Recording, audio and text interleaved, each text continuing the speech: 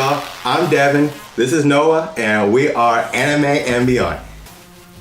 All right, so episode 8. I loved it. It was great. We're gonna go ahead and just dive into it right now. Okay, this one's about the cursed shield. We were excited to hear about it. People were telling us about the episode before it started. I mean, the episode starts out. We get to see the hammer that the girls gave Naofumi beginning, and we saw that he was making jewelry. Making some gifts for them, which was cool. Then I think it was like almost like a necklace or a bracelet. Bracelet. Yeah. The other one, I couldn't tell if it was going to be a piece of the necklace or if it was going to be. It could be like a pendant, maybe. Yeah, maybe that or something for like a little barrette or something for the hair, clip for the hair or something like that. Then we see he travels, and before they travel, they meet some people, but they travel to this town where we saw at the end of last week's episode that Ren had killed a dinosaur there, and we heard that disease was flowing out. So last week we saw the spear hero and how he brought that seed to solve the famine in the previous episode, which brought upon monsters and caused even more havoc than before. And we knew going into this episode that the sword hero actually killed a dragon. It seemed like there was going to be more trouble caused because of that. What did you expect to see going into this? Well, honestly, it's a trend, honestly, because in the previous episode, you can see the spear hero didn't know anything about the plants reproducing or anything. Apparently, he didn't know anything about that, but the villagers did. And kind of with this episode, it seemed like the sword hero didn't know anything as well. But it's like, the same thing kind of happened with a plague. Kind of just everybody just gets infected. So now I'm kind of wondering what's going to happen with, maybe next episode something happens with the other hero where another village is affected or something. I don't know. Yeah, and we've seen how Naofumi takes this to be more real than the rest of them. He mentioned how Ren still sees this as a game, and that even a high schooler should know that meat should rot. And we saw that it was the rotting meat or some type of poison coming out of the dragon. What are your thoughts on that? Well, honestly, not really. Okay. You see the character growth and how they all came into this thinking it's a game, and then Naofumi's taking this more seriously. But the rest of the heroes, like you said, are like they're just completing their adventures. They're not thinking of the repercussions of anything. Naofumi is, and he's actually fixing he's making money off of their mistakes. Yeah. But he's the only one seeing this as real life. They're thinking you solve this and it's done. And so I guess that's where I was mainly going at. Now that you mention it, I remember the part where he was going in there and just healing the people, and they were coming up to him and saying like, "Oh, you healed them, you did it." And he was like, "No, I just healed their symptoms. Yeah, that's all I did. I'm not." And then he leaves and they said, "Are you gonna heal everyone else?" He was like, "Don't look at me as someone who just heals people. I'm just a guy who, just trying to help people out. I'm not the savior that y'all think I am. That's a good point. We're seeing Naofumi more as someone who's completing like the entire mission. He's not completing missions at this point. He's completing helping people and solving their problems. He's not just doing a piece and going on and letting someone else do this other piece. And he understands, like, everybody in the world kind of treats it as a game too, but he's the only one who's really treating it as real life. Yeah, he's actually showing like he cares for other people. Lives actually matter here. People are actually dying. This is real life as it gets for me. That's how he sees it. And then so now fast forwarding, he healed them, kind of stopped the symptoms, and he's heading towards the town. We get to see, for like the first time and twice in this episode, Naofumi use 2 different spells. So we saw the first one as Fast Guard. Fast Guard. That was interesting. Like he can cloak people. That was a spell, right? Yeah. He can cloak people in a shield, and they can just bulldoze through enemies, and they can. Yeah, that's pretty cool. And I think we talked about it in previous episodes how Filo brings this power to the team like that. You see them running and you see all these little monsters like flying in the air and then dust floating. That's not only like he was there to defend, but he's like helping kind of boost. It's almost like a boost for Filo's powers. Yeah. Go ahead. Well, I was gonna also say, like, after that, like, because they go to find what was causing the problem with the dragon, what's going on with the curse, and they approach it and they see the dragon and they see that it's dead, but then it comes alive. So they're like, oh, it's a zombie. It's a zombie dragon. Okay, and then what made this is the part that made me mad. Filo. Yeah. Filo. She goes in and attacks, which I was like, okay, body, like she's gonna body him, and then Naofumi is calling her back, and she's not listening. She just keeps going. I'm like, just listen. I'm like, you're gonna get yourself killed, and then it looks like it happens. I'm just like, Naofumi. I was like, bro. I was like, I'm sorry. Like, I don't. The show does a great job of, like, this is what the character is, and then they're acting in the exact same way. We know Filo's a child. She's acting like a child. She doesn't listen to him. She runs off on her own. Yeah. And then earlier, we know that the chickens are, whatever bird she is, the heavenly fowl. Heavenly fowl, yeah. That they also hate dragons, and she keeps saying that she hates dragons.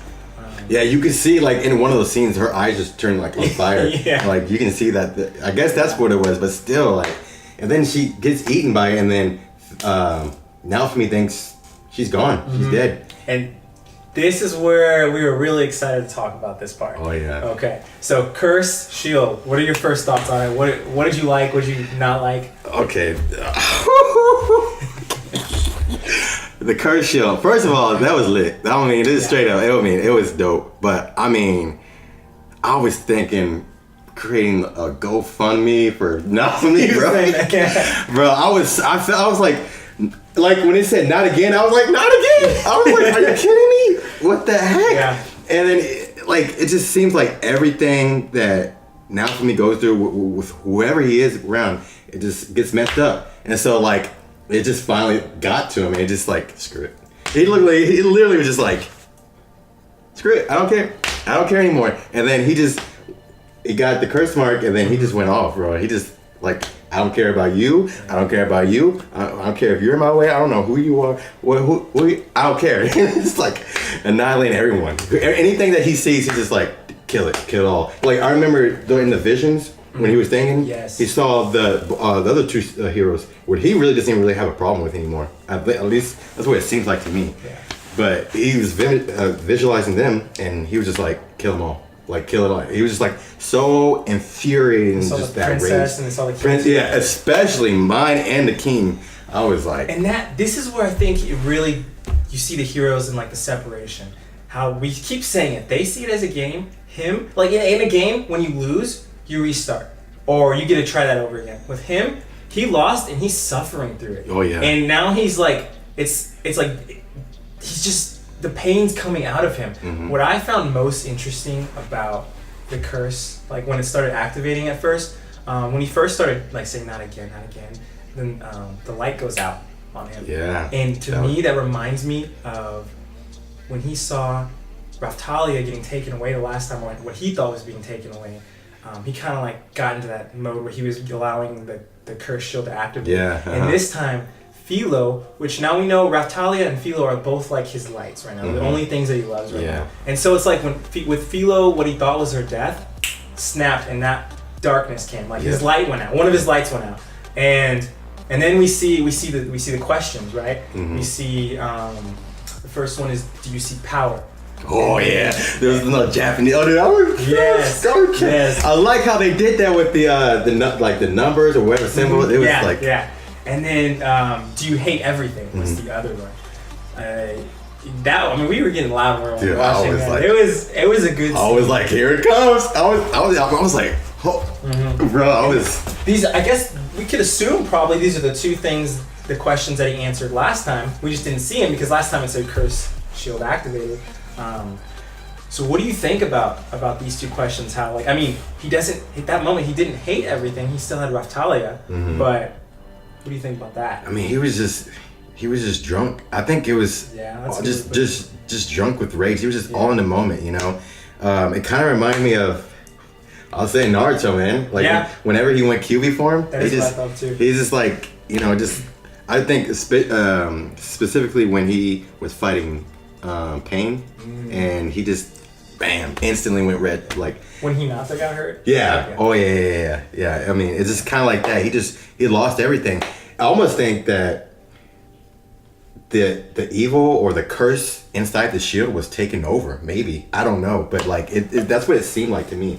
Like it could have just been him just being blinded by hate and just anger. But I mean, I think it also could have been the curse just just overtaking him and just making him do all these things and just I'd like to disagree with you, but I'm not, because I when we saw the like kind of his point of view, it was like red, like the rage seemed like red, and all he saw was his enemy like in like that purplish like haze looking thing, and that's like the only thing he could see. Everything else was blocked out, right?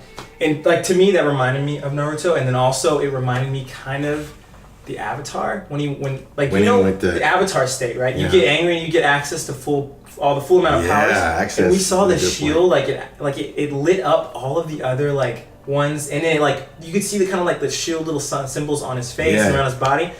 Personally, I think that the cursed shield is going to be something where he has access to every single power once. He doesn't have to switch them. Yeah, you saw that. Yeah.